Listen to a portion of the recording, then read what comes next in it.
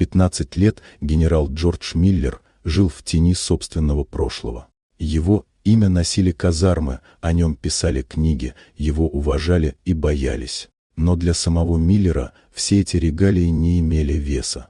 Каждый день начинался и заканчивался в инвалидном кресле. Когда-то он командовал батальонами, а теперь командовал расписанием совещаний и сухими строками документов.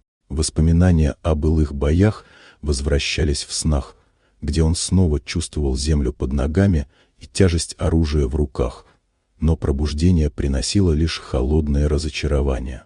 Жизнь текла однообразно, пока на базе не появилась рядовая Эмили Картер. Ее шаги были быстрыми, движения собранными, но в ее взгляде было нечто, чего Джордж давно не видел в глазах других.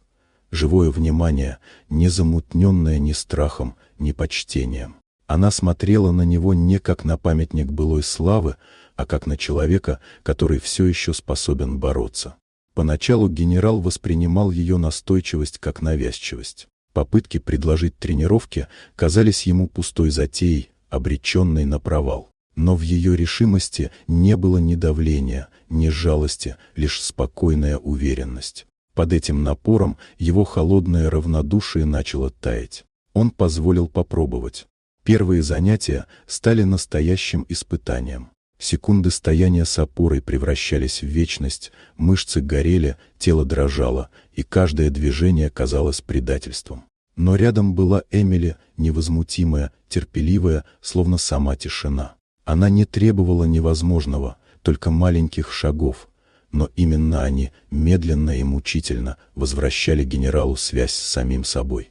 С каждой неделей дыхание становилось увереннее, мышцы отзывались все яснее. Сначала он смог удержаться без поддержки, потом пройти несколько шагов между параллельными брусьями. Казалось, сама база изменилась вместе с ним. Офицеры и солдаты начинали с удивлением замечать, что их генерал снова движется.